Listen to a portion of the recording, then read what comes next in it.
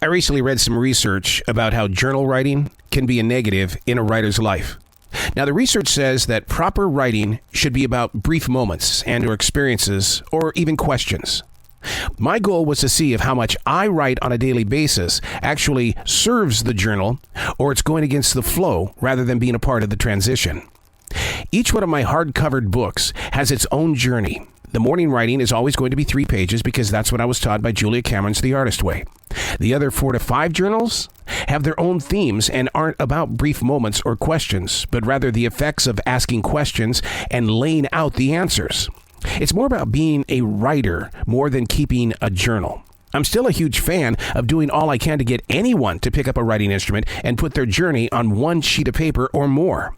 It's that one place where you can learn a lot about yourself while sharing a story with someone in the future.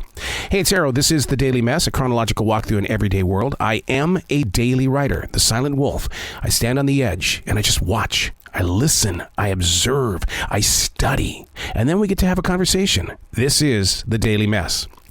Well, after several weeks of silence, my wife and I, we shared some space in the kitchen last night. Oh yeah. It's more than a cooking challenge. We call it the Couples Cooking Challenge, but it's more than that because we inspire each other to explore beyond personal tastes. Without looking, what we do is we handpick 2 different recipes from the box, a side dish and a main dish, which really have nothing to do with each other. But the goal is to make it work, and we must follow the recipe to the T. Once again, it's about learning how to respect outside the box.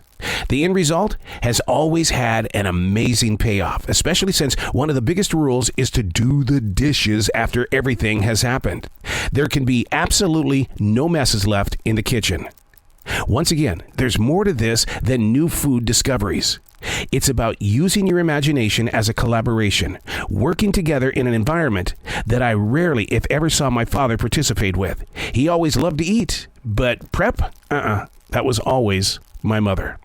Do it sometime. Get yourself into a couples challenge or a foodie challenge. Somebody that you really love to just be with, hang out with, love to listen to music with.